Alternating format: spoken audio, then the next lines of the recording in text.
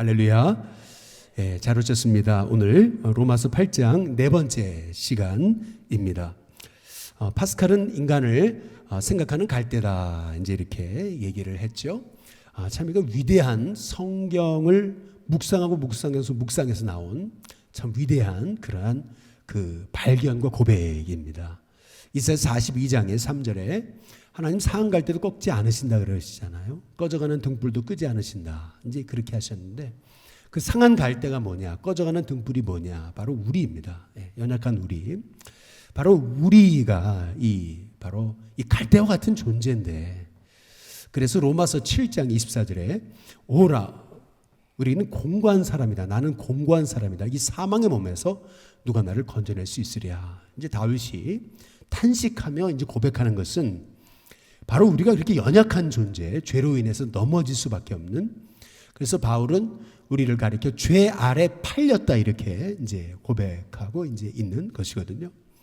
죄가 기회를 타서 우리 안에 탐심을 이루고, 죄가 기회를 타서 우리를 속이고 죽여버렸다, 이렇게 그렇게 사도 바울이 얘기할 정도로 우리가 연약한 존재라는 건데요. 그런데 이렇게 연약한 우리가, 갈대와 같은 존재가 위대해지는 비결이 어딨냐라는 거죠. 그것은 생각에 있다는 거예요. 이게 참 위대한 발견인 거죠. 사도 바울이 바로 로마서 8장 18절에서 생각하건대라고 얘기하잖아요. 이 생각이 중요하다. 생각하건대 현재의 고난은 장차 우리에게 나타날 영광과 비교하면 지금 당하는 고난 아무것도 아니다, 이제 바울이 얘기하잖아요. 그래서 생각의 능력, 이것이 굉장히 중요하다라고 이제 고백하고 있는 이 로마서의 이 묵상이 어쩌면 이 파스칼의 이제 고백일 수 있다는 것입니다. 그래서 우리가 연약한 우리가 위대한 존재로 쓰임받을 수 있는 비결은 다름 아닌 성령님이 이끌어 가시는 그 생각을 하는 것입니다. 성령님이 이끌어 가시는 생각, 바로 영의 생각을 해야 된다는 것이죠. 그럼 어떻게 성령님이 이끌어 가시는 영의 생각을 할 수 있을까? 그것이 갈라디아서 5장 16절에 이제 나와 있는 건데요. 우리 같이 한번 함께 읽어보겠습니다. 함께 읽습니다. 시작. 내가 이르노니 너희는 성령을 어떻게 하라고요? 따라 행하라, 이렇게 얘기해요. 성령을 따라 행하라. 한번 따라해 보세요. 성령을 따라 행하라. 옛날 성경에는 성령을 쫓아 행하라, 이렇게 얘기하고 있거든요. 성령을 따라, 성령을 쫓아 행한다는 게 무슨 말이죠? 성령님이 이끌어 가시는 대로 우리가 성령보다 앞서가지도 않고 성령보다 너무 뒤처지지도 않고, 성령님이 이끌어 가시는 대로 나를 손잡고 이끌어 가시는데, 그 이끌어 가시는 대로 우리가 절대 복종하며 간다는 뜻입니다. 성령을 따라 행한다는 것은 바로 성령님이 말씀하시는 대로 아주 절대 복종한다는 뜻이 바로 여기 이제 담겨져 있는 것이죠. 요새 이제 코로나 기간이고 그래서 이제 가끔 이렇게 우리 교회 뒷동산 남산공원에 올라가면요, 요새는 젊은 분들 아기들 데리고 많이 와 계세요. 근데 이제 막 걷기 시작한 아이인 것 같아요. 근데 이 아이의 손을 잡고 아빠가 이제 아이가 이끄는 대로 쫓아가는 거예요. 근데 아이는요, 이게 벌써 고도관념이 없잖아요. 그러니까 낭떠러진데, 그런데 아이가 이끄는 대로 가면은 이제 아빠도 떨어지고 아기도 떨어지고 죽을 수밖에 없는 거죠. 마찬가지로 우리는 이 아기와 같은 이런 연약한 갈대와 같은 존재입니다. 이 연약한 우리가 결국 이 연약함 속에서 갇혀서 넘어지고 쓰러지고 좌절하고 낭망하는 인생이 되지 않으려면 우리에게 필요한 것, 갈라디아서 5장 16절 사도 바울의 얘기처럼 성령을 쫓아, 성령을 따라, 성령님이 이끌어 가시는 대로 절대 순종하면서 이제 나아가는 인생이 되어야 된다는 것입니다. 워치만리라고 중국에 나온 위대한 전도자이고 신앙인이 있습니다. 참 이분이 쓰신 책은 정말 주옥 같은 책이 너무나 많아요. 근데 이분이 쓰신 책, 정상적인 그리스도인의 생활이라고 하는 이제 그 책에 보면 이제 그런 얘기가 나와요. 뭐라는 얘기가 나오냐면, 이제 어떤 그 성도님, 남자 성도가 와서 나를 기도해 달라고 하는 거죠. 나는 분노 절제가 안 된다고.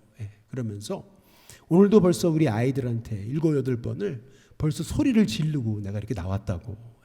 내가 분노 컨트롤이 안 되고 절제가 안 되고 인내가 안 된다고. 나에게 인내심을 허락해 달라고 기도해 달라고. 이제 그랬더니 왔지만 네가 이제 이런 얘기를 한 거죠. 그 형제한테 당신은 안 됩니다. 예. 당신은 불가능합니다. 예. 그러니까 이제 이 형제가 갑자기 이거 무슨 말이냐고 이게.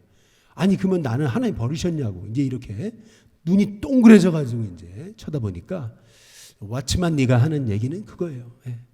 당신은 안 된다는 거죠. 예. 그러나 당신 안에 계신 예수님은 하신다는 거예요. 예.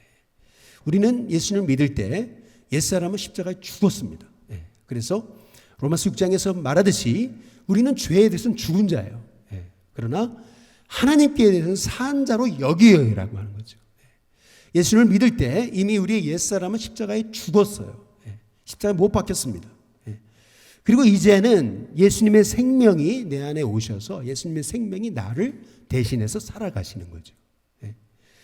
그래서 내가 하려고 하면은 우리는 참 인내하고 살아야지, 분노하지 말아야지, 절망하지 말아야지. 그러고 또 나가면 바로 우리의 마음이 흔들려 버리잖아요. 우리는 안 된다는 거죠. 그러나 나의 옛사람은 죽었어요. 나는 죽었다고 여기는 거죠. 그리고 내 안에 생명이신 예수님이 나를 대신 사신다.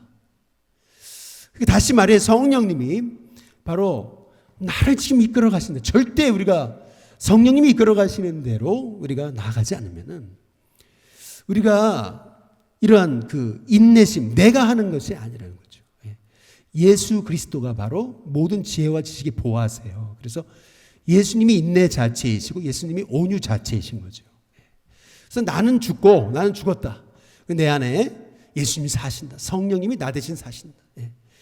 그래서 내가 철저히 성령님께 복종하고 나갈 때 바로 내 안에 계신 예수님이 나에게 인내라고 하는 온유함이라는 하나님의 성령의 열매를 우리에게 허락해 주신다라고 하는 그런 것이 바로 워치만 네가 얘기하고 있는 바로 이 정상적인 그리스도인의 생활이라고 하는 것이죠. 그렇다면 우리 안에 계신 이 성령님, 이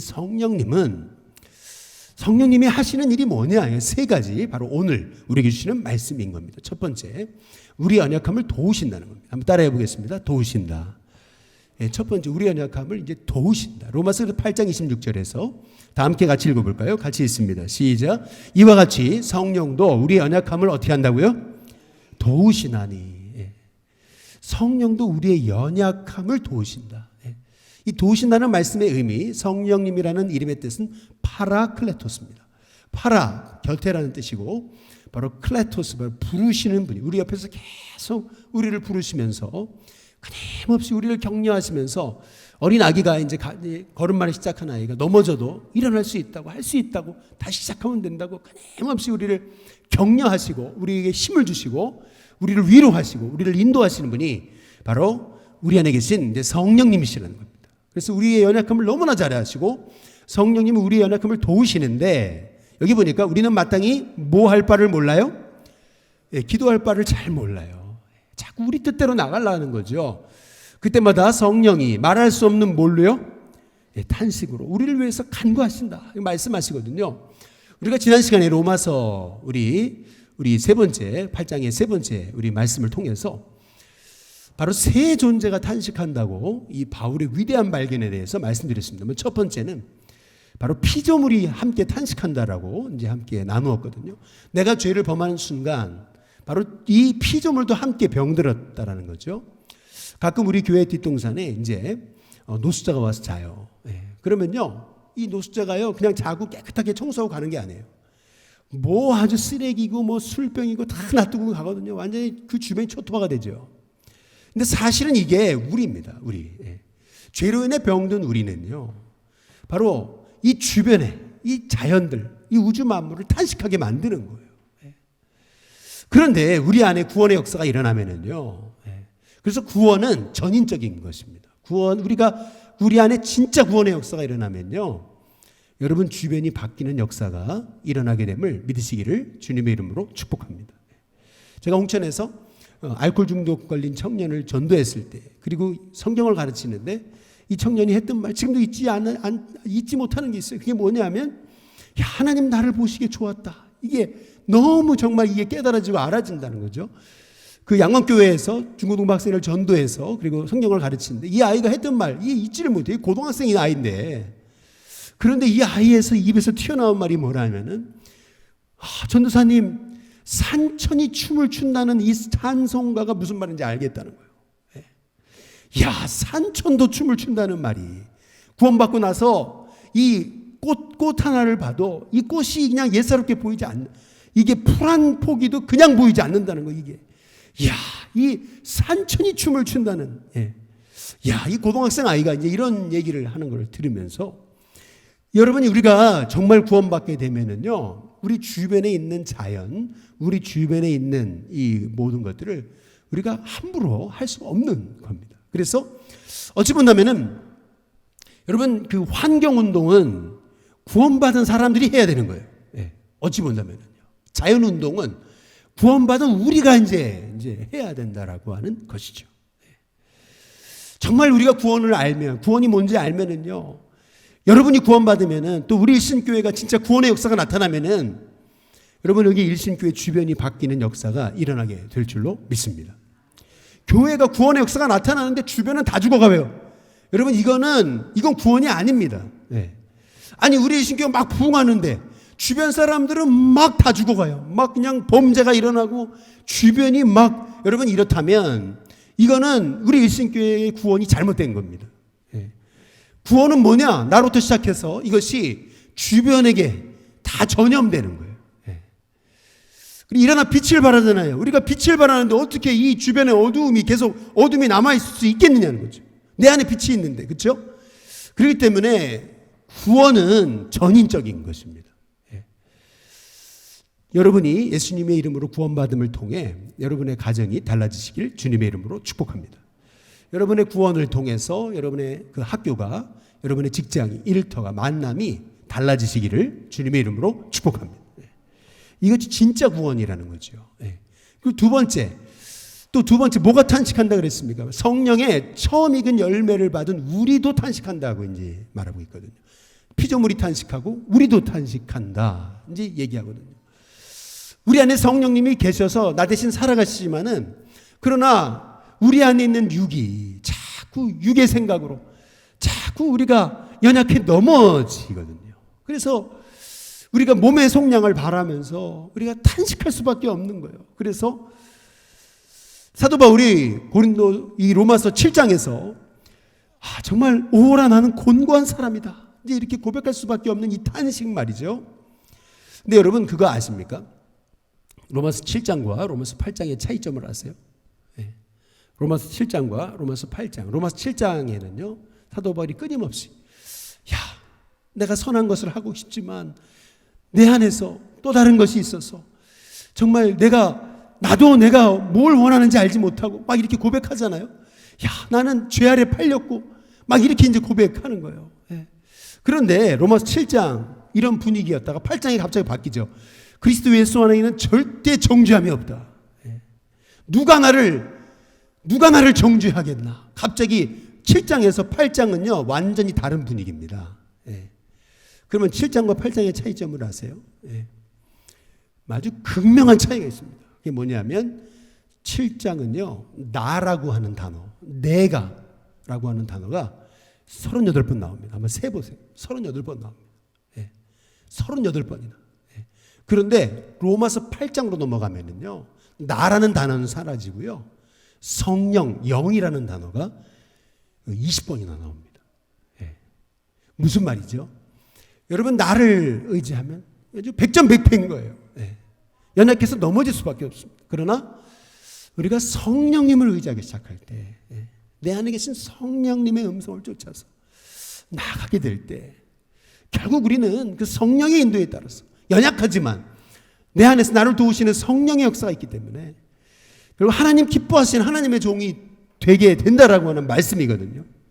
왜냐하면 세 번째로 바로 우리 피조물도 탄식하고 우리도 탄식하지만 누가 탄식하세요? 성령님이 탄식하시기 때문에 이와 같이 성령도 우리의 연약함을 도우시나니 우리가 마땅히 기도할 바를 알지 못해요. 그러나 성령이 말할 수 없는 뭘로요? 탄식으로. 성령님도 탄식하신다고요. 왜요? 내가 하나님 뜻대로 살지 않으니까. 구원받은 내가 영의 사람이 여전히 육의 사람으로 사니까. 성령님이 내 안에 탄식하시는 거예요. 저는 우리 신교회 성도님들이 이 성령님의 탄식하심을 들을 수 있는 하나님의 종들이 되시길 주님의 이름으로 축복합니다. 두 번째, 성령님이 어떻게 역사하시는가? 우리를 하나님의 뜻 가운데로 이끄십니다. 한번 따라해 보겠습니다. 이끄신다. 첫 번째는 도우셔요. 두 번째는 이끌어 주세요. 로마서 8장 27절에 보시면 우리 같이 한번 읽어보겠습니다. 함께 있습니다. 시작. 마음을 살피시는 이가 성령의 생각을 아시나니 이는 성령이 하나님의 뜻대로 성도를 위해서 뭐라고요? 간구하신다. 여기 중요한 말씀, 하나님의 뜻대로 기도하신다. 이제 이 말씀이거든요. 어거스틴이 그가 구원받기 이전에 그는 마니교라고 하는 이단에 빠지고 그리고 사생활을 낳는 그런 방탕한 인생을 삽니다. 그러나 그의 어머니 모니카는 이 어거스틴을 포기할 수 없죠. 내 아들인데. 그 아들을 위해 눈물로 30년간 기도하죠. 결국 그 아들이 돌아오잖아요. 이게 마찬가지입니다. 성령님도 하나님의 뜻대로 우리를 위해 기도하신다. 이제 이 말씀의 의미는 성령님은 절대 우리를 포기할 수 없습니다. 내 안에 계신 성령님은 나를 포기할 수 없어요. 그래서 내가 하나님 뜻대로 가지 않을 때, 하나님의 뜻에 순종하지 않을 때, 우리가 구원받은 사람이 맞다면은 성령님은 절대 여러분 가만히 내버려두지 않습니다. 성령님이 여러분을 강권적으로 역사해서라도 하나님 뜻대로 돌아오게 만드셔야 됩니다. 그래서 요한복음 21장에 보시면은 베드로에게 얘기하시죠. 네가 젊어서는 네 마음대로 살았지만, 네가 네 원하는 데 띠뛰고 다녔지만은, 그러나 이제부터는 바로 네가 네 팔을 벌린다. 이 말이 뭐예요? 항복하게 된다는 거죠. 그리고 이제는 네가 원하지 않는 곳으로 가게 된다. 이게 순교에 관해서 얘기하신 거지만, 그러나 여러분 우리가 정말 구원받은 사람이 맞다면은요, 우리가 하나님 뜻대로 나가지 않으면 성령님은요, 모니카가 어거스틴을 위해 끊임없이 기도한 것처럼, 하나님 뜻대로 돌아오기 위해 기도한 것처럼 내 안에 계신 성령님께서 하나님 뜻대로 우리를 위해 기도하시기 때문에 결국 저와 여러분은 하나님 뜻으로 돌아올 수밖에 없습니다. 돌아오지 않는다면 구원받지 못한 사람인 거예요. 그러나 구원받은 사람이 맞다면 돌아오게 되어 있습니다.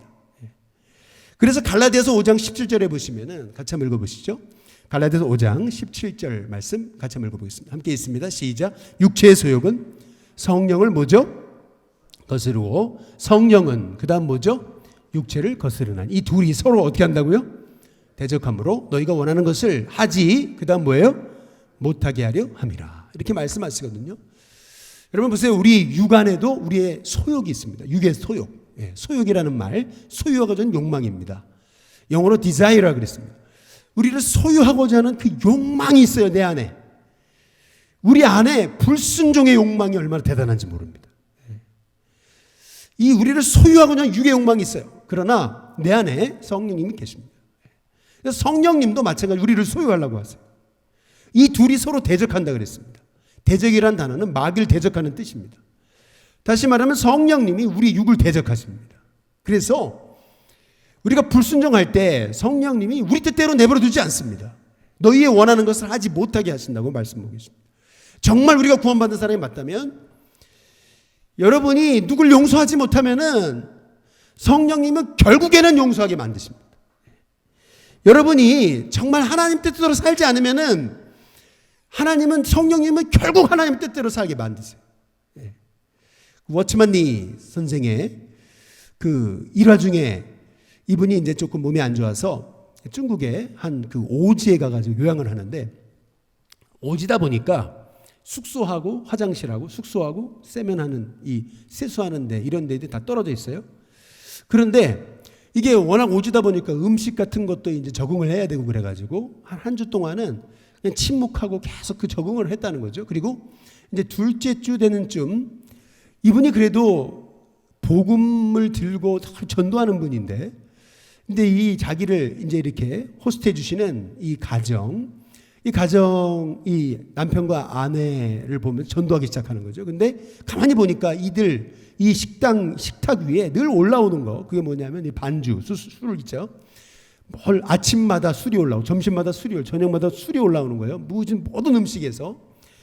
이러다 보니까 이 남자가 이제 술을 계속 마시다 보니까 한번 마시면 인사불성이 되는 거죠. 이제 워츠만니 선생이 이제 이분들의 전도를 시작한 겁니다. 예수님의 이름으로 구원받으셔야 된다고 성령님이 들어오시고 성령님이 이끌어 가시는 삶에 대해서 이제 그들을 계속 가르친 거죠. 같이 있는 동안.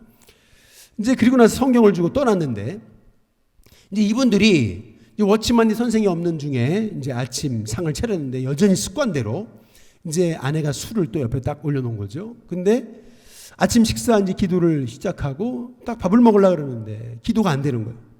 막 마음이 무거운 거예요. 왜 이러지? 이제 남편이 아내한테 물어보는 거죠. 이 술 먹어도 되는 거냐고. 성경을 한번 찾아보라고. 그랬더니 아니 찾을 수 있나요? 초신자들이 성경에 술에 관한 말씀을 어떻게 찾아요? 이 많은 성경 중에 못 찾는 거죠. 그러니까 아내가 에이 그냥 그것도 음식인데 드시라고. 근데 남편이 말이죠. 막 마음이 무거운 거예요. 이상하게 기도가 안 되고. 그래가지고 이 남편이 얘기한 술을 치우라고. 그랬는데 그때부터 기도가 되어지고 밥을 먹는데 너무 기쁨이 넘치고 나중에 이제 워치만니 선생이 와서 물어본 거죠. 술 먹는 게 죄냐고. 죄는 아니지만 그 술이 선생님의 인생을 주관해서 주인이 된다면 그러면 그거는 하나님 기뻐하시는 게 아닙니다. 성령이 탄식하십니다. 그랬더니 이분이 하는 말이 그렇지 않아도 나는 여태껏 주가 내 인생의 주인이었는데 이제는 예수님을 모시고 나서 그 주님을 버렸다고 말이죠. 내가 진짜 주님을 내 인생의 두목으로 모셨다고 이제 그렇게 이제 고백하더라는 거죠. 여러분 정말 우리가 구원받은 사람이 맞다면 성령님이 저와 여러분을 하나님 뜻대로 이끌어 가시는 줄로 믿으시기를 주님의 이름으로 축복합니다. 그래서 우리 일신교회도 그런 얘기가 어떤 성도님이 내 술을 끊겠다고 간증까지 다 했어요. 그런데 계속 술을 드시더라는 거죠. 어떡하지 저분을 어떡하지 기도했죠.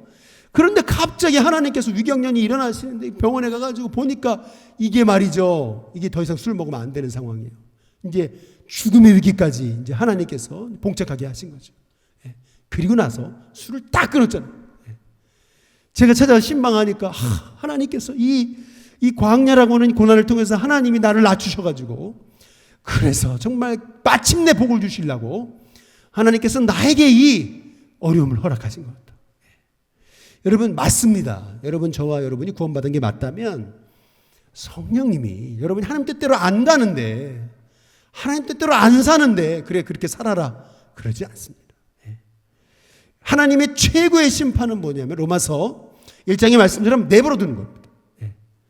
서로 동성애하고 그러는데도 죄악 가운데 내버려 두는 겁니다. 부끄러움의 정욕대로 내버려 두는 거. 그게 하나님의 가장 큰 심판입니다. 그런데 진짜 사랑하는 사람은요 징계하시는 거예요. 그래서 하나님 뜻대로 돌아오게 하십니다. 그래서 육의 소욕이 강해가지고 우리를 짓누르지만 성령의 소욕은 우리를 가만히 내버려 두지 않습니다. 서로 대적해가지고 우리의 원하는 것을 하지 못하게 하시는 거예요. 결국 하나님 뜻에 굴복하게 만드시는 거예요. 그것이 성령의 역사입니다. 그것이 정상적인 그리스도인의 삶입니다. 저는 우리 신교 성도님들에게 이런 하나님의 은혜가 있으시기를 주님의 이름으로 축복합니다. 마지막 세 번째로 우리 안에 계신 성령님이 어떻게 일하시는가 하냐면 결국 모든 고난도 합력해서 선을 이루십니다. 한번 따라해 보겠습니다. 이루신다. 도우신다, 이끄신다, 이루신다. 결국 이루십니다. 로마서 8장 28절에 보면 같이 읽겠습니다. 함께 읽습니다. 시작. 우리가 알거니와 하나님을 사랑하는 자 곧 그의 뜻대로 부르심을 입은 자들에게는 그다음 뭐예요? 모든 것이라 했습니다. 하나도 빠짐없이 모든 것이 합력해서 그다음 뭐예요? 선을 이루게 하신다라고 이렇게 말씀하고 계십니다. 지난 우리 수요일 날 그리스도인이 이 땅에서 겪는 세 가지 삶의 과정에 대해 말씀드렸습니다. 먼저 고난. 현재의 고난은 장차 우리에게 나타날 영광과 비교할 수 없다. 우리에게 고난이 있습니다. 또 우리가 하나님 뜻대로 살고 싶지만 자꾸 넘어지잖아요. 연약하잖아요. 탄식할 수밖에 없어요. 그러나 결국 고난 탄식의 과정을 겪게 하시지만 결국에는 우리는 영광에 이르게 하시는 것이 고난 탄식 영광 이것이 그리스도인의 삶이 그리스도인이 이 땅에서 겪는 삶의 과정이라고 말씀을 드렸습니다. 아무리 여러분의 인생에 어려움이 있어도 그 어려움은 하나님이 결국 모든 것을 합력해서 선으로 바꾸심을 믿으시기를 주님의 이름으로 축복합니다. 내 안에 계신 성령님이요 내 안에 있는 어려움도 결국에는 그 모든 것을 선으로 이끄시고 선으로 바꾸시는 분이 바로 우리 성령님이시라는 것을 우리가 잊지 말아야 됩니다. 성령님이 내 안에서 죽어 계시는 게 아니에요. 성령님이 내 안에 살아 계시는 거예요. 그래서 성령님이 나를 가만히 두시면 안 되는 거예요. 내가 죄 짓고 불순종하는데 마음이 떨려야 돼요. 그리고 막 두려워야 돼요. 정상이에요, 이게. 갈등이 일어나야 돼요. 정상입니다. 그렇게 될 때 그 성령님의 탄식하심을 듣고 결국 순종하는 자리로 나가는 것이 그리스도인입니다. 그것이 하나님의 자녀예요. 여러분, 그 성령님의 탄식하심을 들을 수 있는 귀가 열려주시기를 주님의 이름으로 축복합니다. 그래서 성령의 사람은 어려움과 문제가 와도 문제에 매이지 않습니다. 과거에 매이지 않습니다. 결국 이 모든 것도 합력해 선을 이루시려가는 믿음이 있습니다. 담대하시기를 주님의 이름으로 축복합니다. 여러분, 정말 여러분 인생을 짓누르는 어려움이 있습니까? 아닙니다. 성령님은 이 모든 것을 합력해서 결국 선으로 바꾸실 하나님이심을 믿으시기를 주님의 이름으로 축복합니다. 이 말씀만 드리고 마치겠습니다. 로마서 8장 1절 2절에 보시면 그러므로 그리스도 예수 안에 있는 자에겐 결코 정죄함이 없다 그랬습니다. 2절에 보니까 그리스도 예수 안에 있는 생명의 성령의 법이 죄와 사망의 법에서 너를 해방했다고 말씀하십니다. 한번 따라해 보겠습니다. 법. 여기서 그 법이라 그러거든요. 법. 그리스도 예수 안에 있는 생명의 성령의 법, 죄와 사망의 법이라고 얘기합니다. 왜 법이라 그랬을까요? 법은요, 이거 반복되는 겁니다. 요새 민식이법이 아주 핫 이슈죠. 왜 그게 생겼습니까? 자꾸 애들 학교 앞에서 과속해서 애들 치워 죽이니까, 반복되니까. 그러니까 이걸 법으로 만들어가지고 그걸 막아놓은 겁니다. 이게 법이에요. 반복되는 거. 예. 마찬가지입니다. 죄와 사망의 법이란 뭐냐면은 중력과 같습니다. 여러분, 여기 수건이 있죠? 이 중력, 이것이 떨어지는 건 막을 수가 없어요. 죄와 사망의 법. 우리의 힘으로 막을 수가 없어요. 나는 결국 썩어지고, 나는 결국 낡아지고, 내 육체는 후퇴할 수밖에 없어요. 이것이 이 중력의 법, 이것이 바로 죄와 사망의 법입니다. 일종의. 그런데 이 죄와 사망의 법을, 이거를 멈추게 할 수 있는 힘이 있습니다. 그게 뭐예요? 생명의 성령의 법이에요. 그게 뭐냐면 이 수건이 떨어지죠. 중력의 힘이 있기 때문에 그렇습니다. 그러나 떨어지지 않게 붙잡는 손이 있다면은 여러분, 이건 떨어지지 않습니다. 중력을 초월합니다. 마찬가지로 죄와 사망의 법 아래에 있는 우리 힘으로는 이 법에서 벗어날 수 없습니다. 그러나 바로 예수 그리스도 안에 있는 생명의 성령의 법을 통해서 성령님, 내 안에 이 성령님이 나를 붙잡고 계십니다. 붙잡고 계세요. 더 이상 죄와 사망의 법에 지배받지 않습니다. 성령의 법이 나를 붙잡고 있어요. 그래서 이 성령의 생명의 법이 결국 나를 죄와 사망의 법에 떨어지지 않게 나를 영원토록 붙들고 계시기 때문에, 그래서 보혜사 성령, 그 성령님이 우리 안에서 나를 붙잡고 계시기 때문에, 영원토록 붙잡고 계시기 때문에, 그리스도 예수의 날까지 이 놀라운 역사를 이루실 것이기 때문에 너희 안에 착한 일을 시작하신 그리스도께서 바로 우리 안에서 이 성령의 역사를 이루실 것이기 때문에, 그래서 우리가 결국에는요, 이 땅에서 고난도 겪고 탄식도 합니다. 그러나 이 모든 것을 결국 합력해서 선을 이루시고 영광으로 바꾸실 분이 우리 성령님이시라는 거예요. 이것이 우리가 이 땅에서 겪는, 그리스도인이 겪는 삶의 과정이에요. 우리가 늘 선포해야 됩니다. 우리는 더 이상 죄와 사망의 법에 지배받지 않는단 말이죠. 우리는 이제 생명의 성령의 법이 죄와 사망의 법에서 우리를 해방했다라고 선포하면서 하나님을 사랑하는 자, 곧 그 뜻대로 부르심을 받은 우리이기 때문에 결국 모든 인생의 고난도 합력해 선을 이루신다. 여러분, 이 믿음이 저와 여러분 가운데 있게 되시기를 주님의 이름으로 축복합니다. 성령님은 바로 우리 하나님의 영이시잖아요. 그리스도의 영이시잖아요. 그분이 내 안에서 역사하시는데 어떻게 우리가 사망의 지배를 받으며 어떻게 우리가 육의 사람으로 결국에 지옥에 떨어질 백성이 되겠느냐는 거죠. 성령님이 나를 붙들고 계시는데, 죄와 사망의 법에서 해방시켜 붙들고 계시는데 말이죠. 저와 여러분이 이러한 존귀한 하나님의 자녀, 하나님을 사랑하는 자, 곧 그 뜻대로 부르심을 입은 자들이라는 것을 확신하면서 믿음으로 승리하는 우리 성도님들 다 되시기를 주님의 이름으로 축복합니다. 우리 이 시간 같이 우리 찬송가 우리 187장